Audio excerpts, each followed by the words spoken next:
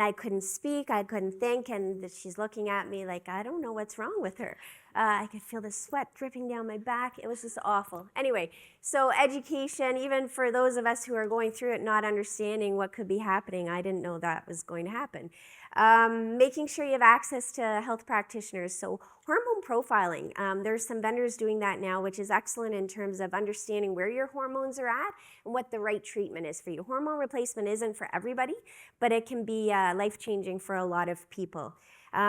Thinking about complementary sanitary products. So we're not just talking about menopause here, we're talking about women's health in general, and both your men's and your women's bathrooms.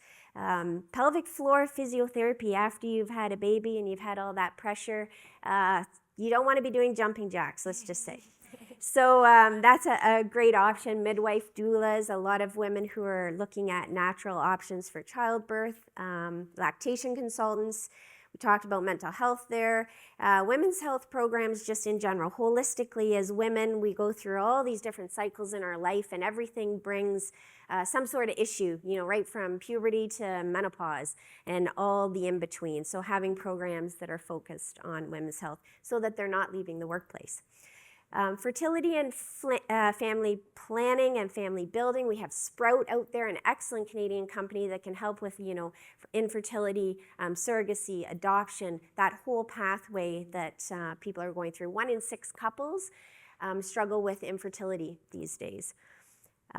Those flexible accommodations in the workplace, in our Return to Health program, we also do attendance management. So when you see cyclical absence or patterned absence that you think might be culpable, you can send it in to us and we do a review. And I had one I was looking at a few weeks back where somebody was missing 1 or 2 days every month.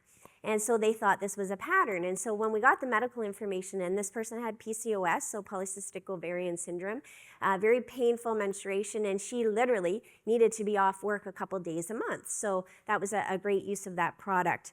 But so making sure you have some flexibility. And I know that there are some employers, Teresa, you pointed it out, that are offering an extra day a month for women who are struggling with, painful menstruation. And then fans are cooler workplace environments. You see a lot of women with fans on their desk at work. You know why, right? You see it's like layering. That's why. Okay. To the next one. Yeah.